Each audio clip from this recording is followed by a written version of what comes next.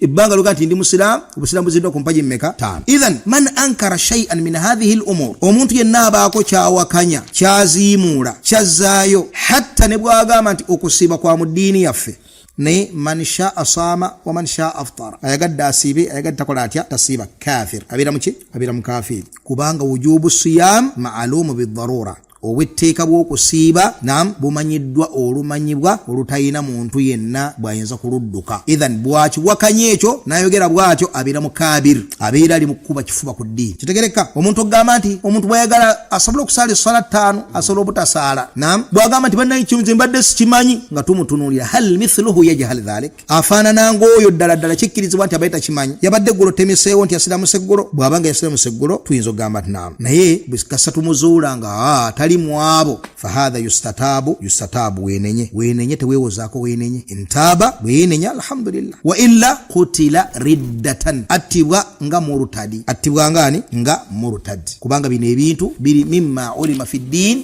biddarura birimu ebimanyiddwa mu busiramu olumanyibwa olutaliimu muntu yenna claiminga nti abadde tabikola atya abadde tabimanyi